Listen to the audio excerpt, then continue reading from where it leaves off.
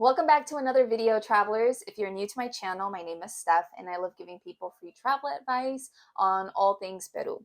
In today's video, I'm going to be sharing with you all about this typical Peruvian dessert called picarones. Picarones are the Peruvian equivalent of donuts here, and you will typically only find them sold at the food carts that you can come across while you're walking on the street, okay? Although sometimes you can find them in restaurants or dessert spots, but typically you only really find them at the food carts. Picarones are generally intended to be vegan because the main key ingredients that go into making the batter for picarones are squash, sweet potato, sugar, whole wheat flour or maicena. I don't know what maicena is in English, maybe starch or some kind of thing, and water and yeast. There are slight variations in how people prepare their batter. Some people might use cinnamon, some people might use anise seeds or anise seeds, I guess is how you say it in English, and maybe some other little things to just give it more flavor or even a little bit of a different texture. But as I was doing my research for this, just to make sure I'm presenting the best information possible, I found someone offering a recipe for picarones involving milk. And I had never heard of this before because generally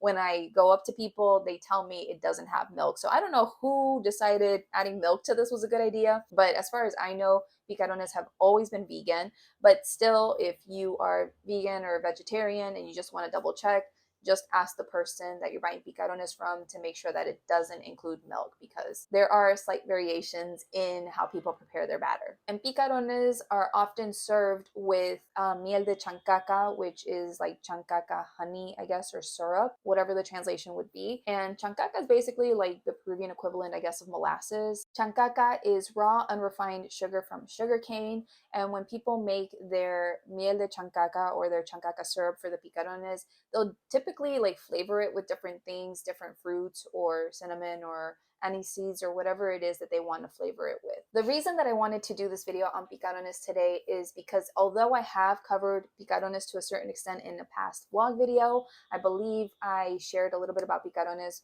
when I was showing my friend Amanda from Canada all around Lima, and I had her try some picarones, and so I shared a bit about it there. So the reason I wanted to share it again this time is just because a couple of months ago when I was walking around Gamarra, there's going to be a video all on Gamarra soon, so when it's up, you can click up here for the video on Gamarra. But as I was walking around Gamarra one day, I saw these different colored picarones. There were red picarones that were strawberry flavored, purple picarones that were like flavored by the purple corn or maíz morado. There was like a brown one that was also from something else I can't remember right now. But there were all these different variations that I had never seen before. I decided that I needed to go back some other day and go try these different picarones. So that's what I ended up doing. And I went back to Gamarra and I actually had my friend Nick join me. And you'll hear more about Nick because Nick is a shaman in training. So I'm going to interview him in future videos for those of you interested in the shamanic healing stuff. Okay, so I went with Nick one day to Gamarra looking for the different colored picarones, and I couldn't find the original lady that I had seen the first time that I was in Gamarra, but I ended up finding this other lady who had the different picarones, and we tried all the different picarone batters, so the different colored picarones, and she also had like all these different sauces as well that she provided in addition to the typical syrup that we use for the picarones. So we had to try those. They were good. I think my favorites personally were the strawberry one and the regular picaron. And the other ones I didn't really like so much. Picarones are typically sold in a portion of 4 picarones or sometimes 5. It depends on the person who's selling, if they're going to give you 4 little donuts or 5 donuts. And typically the cost of the picarones ranges from 5 soles currently to maybe 7, 8 soles, depending on where you buy them from. If you're in Miraflores, then typically you'll find picarones sold in the parks in the center of Miraflores. So there's 2 parks in the center of Miraflores. One is Parque Kennedy and Parque 7 de Junio. The one in front of the church is Parque 7 de Junio, and that's where you can find these little food carts there, and you'll have a picaron cart there. And I personally don't really like the picarones sold there. They're not the best that I've tasted, but if you want to have the experience, you can by all means go and check it out there. As part of doing my research for this video, I've been going and trying picarones in different locations. I had this one location in Magdalena that I felt was literally the best, but the last time I went with my brother, I didn't really like the dough the consistency of the dough, and I don't know, I stopped being a fan of that place in Magdalena. So most recently I went to the city center, and if you go to the city center behind the government palace and you go to La Alameda Chabuca Granda, okay, use your Google Maps to find La Alameda Chabuca Granda. There on the weekends, typically, in the evenings, you will find a lot of little food carts at the end of the Alameda, the I don't know, boardwalk area, I guess is the best way to explain it. You'll find all these different little food carts there. And the other day, I saw 3 picaron carts, food carts there. And I tried picarones from 2 of them. Each one came with 4 donuts each. And the first lady whose picarones I tried, she had the best picarones I have tasted in a while. So if you're in the city center and you want to try some really good picarones at a decent price, it was like 5 soles, I believe, then definitely go check it out. I'll put the picture that I took somewhere up here for you to go and see which cart you have to buy from. I tried it from the other lady, but I didn't really like those picarones. I'm like a picaron connoisseur at this point. So let me give you some tips on how to choose the best picarones, okay? Because you can really tell just from looking at it if it's good or not, okay? My grandma, y'all know about my grandma, right? By this point, like I made the cooking videos inspired by my grandma. My grandma has always said, like, la comida entra por los ojos. Like, food enters through the eyes. It's like you really start enjoying your food or anticipating what the food's going to be like from just the initial appearance alone. So when it comes to picarones, if they look not crispy on the outside, okay, crispy, crunchy on the outside, and they look greasy, because they are fried in grease, but they don't have to look greasy. If they look that way, then it's an automatic no, okay?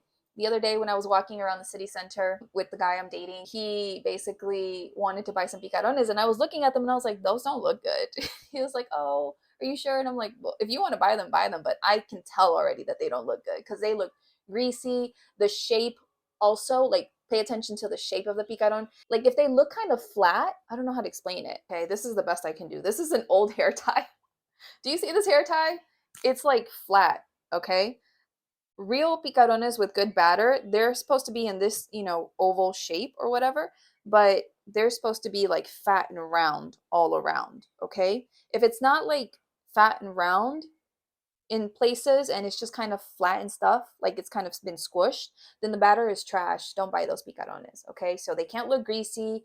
The batter has to look like the yeast did its job and it has round parts all around it. Also, if you can look at the people who are buying the picarones around you and like watch when they take a bite, if you can see the picaron after the person has taken a bite and you can kind of look at the inside of the picaron better, or you can just ask people like, can I look at your picarones real quick? Just to determine if they're good, or you can ask them how they think the picarones taste as well if you know Spanish, right? But yeah, you can just kind of tell after people have taken a bite if you look on the inside how the batter looks. If it looks good, then you eat it. If not, then no. I don't know how to make picarones, okay? My grandma hasn't taught me yet. Maybe one day she will finally teach me, although it's been a long time since she's made it, so I don't know if she even remembers. Oh man, let me tell you real quick side note. When my grandma went to the US for the first time, and I was like 12, 13, 11 years old, something like that, and she started making tamales and picarones for the first time, and I had never had Peruvian tamales and picarones up until that point.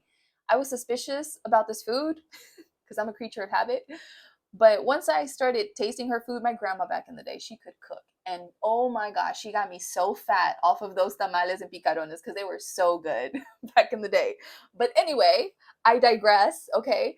Going back to what I was saying, I don't know what it is about the batter, but some people, when they make their picarones, the batter inside, it tastes squishy and like it's uncooked. Even though on the outside, you can tell that the picaron is cooked because it's like a golden brown color, but on the inside, like it just tastes like uncooked batter or whatever. If this is the picaron that you got, that was trash. That is not how it's supposed to be, okay? It can be like ligeramente, like lightly softer, squishy, or battery, lightly, very, very ever so lightly. But I don't really prefer that kind of consistency myself. I like it when it's a little bit more dry, kind of like a donut consistency a little bit. And the lady in the Centro de Lima this past weekend when I went, her batter was on point. It was delicious. And so I really recommend this lady. Go to this lady. And also, like, the reason I don't like the picarones in Miraflores is because I can tell that the picaron batter in Miraflores doesn't have the anise seeds in it, and it changes the flavor. It's like it's lacking. It's lacking the what you call it. It's just that it's just lacking that extra oomph to make it extra tasty. You know what I mean? Like it just kind of falls flat for me. So that's why I don't really like the batter in Miraflores, because it just doesn't have the anise seeds or enough of it to where I can taste it and it just tastes really good. So anyway, this is how you find the perfect picaron. One last thing I want to mention about picarones is that typically we eat picarones in the winter time because they are literally sold to you right out the oil usually. And so they're nice and hot typically. If, okay, let me tell you real quick, hold on. Let me go into another tip. So typically the people preparing the picarones, they'll like make some picaron donuts in advance and then put it on the stick and just leave it there to hang so that they can just serve people as people come and they don't have to wait and stuff, and they can just kind of, you know, get people out really fast. I don't like that because I don't know how long those picarones have been sitting there. I don't know if they're cold. I don't know what's going on with them. I like my picarones hot and fresh, okay? I will be patient and wait for those picarones to come out the oil. This is typically how we eat them, is hot right out the oil. And that's why we typically eat them in the winter time, because it's just like a nice, hot, delicious, delectable dessert in the cold winter of Lima or Peru in general. So that said, even though we do typically eat them in the winter mainly, you will find picarones sold throughout the year. So you will at some point come across a picaron stand. But yes, we typically do like to eat them, especially in the winter, because they're a nice, greasy, warm snack or dessert to have during the winter. Oh, and also one more thing is that if the batter tastes weird, it tastes kind of bitter, like amargo in Spanish. If it tastes just, I don't know, bitter, something's off with the batter. Like, I don't know, maybe the batter has been sitting there too long or something. I'm not a picaron batter maker expert, but I'm a good taster, okay? I'm an expert at tasting food. And so when the batter tastes off, then it's no, that's not a good batch of picarones. No. I'm saying this because the lady whose picarones I tried in Gamarra, like the batter for the red strawberry picarones, that it was good. The regular picarones was good. But then the one that was brown, it was a little bit bitter, like off. And I don't know if it was because of the ingredients or something was just off with the batter. But also this past weekend when I went to the Centro de Lima and I tried picarones from those two stands, and the other stand that I tried from, the batter tasted a little bit off as well. And I was telling, you know, the guy that I'm with, I was like, don't you taste the difference? Like the bitterness a little bit there, like it's off. And he like sat with it and he was like, oh yeah, I taste it now. And I was like, yeah, this isn't good batter. Something happened to this batter. I don't know, maybe they left it out too long, or I have no idea, but something slightly changed in the flavor. I'm very sensitive to these things. I don't know, maybe the average person wouldn't notice, but I notice everything. So to recap, if the batter tastes funky, if the batter has a consistency that's kind of like uncooked or too gooey, too squishy or whatever, if the picarones look really oily and greasy from the outside, or they're not like roundish around the sides and they look kind of like flat and squished or whatever, then these are bad picarones, okay? I really hope that this video has helped you today. You are now officially a picaron expert at this point. Go use these tips to go find the best picarones during your travels in Peru. Let me know where you had the best picarones, if you've already had them here in Peru or in different cities around Peru as well, because, you know, I would like to go and try them as well. And yeah, that's basically it. I really hope that you have enjoyed this video. If you have, please give this video a thumbs up as it helps my channel, and also drop me a comment down below letting me know what you think of picarones, if you've tried them before, if you're excited to try them, or any other questions that you may have about picarones or Peruvian food in general. I'll do my best to answer them, because we know that I don't eat meat, chicken, fish, dairy. I don't really do these things. But hey, I have friends and family that do, so I can always consult and do my best to help you guys here. If you'd like to stay in touch with me on social media, you can always follow me on TikTok and Instagram as Evolving with Stef. The links to my social media will be in the description of this video. And again, my TikTok and Instagram aren't really related to travel stuff. It's just me, being spiritual, sharing random things in my life. So if you vibe with me on that level, then come hang out. If not, it's okay. We can just keep it to YouTube only. And that's basically it. I feel so good to be back. It's been a minute since I recorded a video. I've been busy. living my life, and my love life recently has just taken a lot of my time, energy, and attention, but I'm trying to figure out balance so I can keep showing up and being consistent with making these videos. So anyway, thank you so much for your time today. I really appreciate you hanging out with me, sharing this video, commenting, liking, whatever you can do to support my channel. I really do appreciate it. It means a lot to me. And I will see you in an upcoming video. Bye.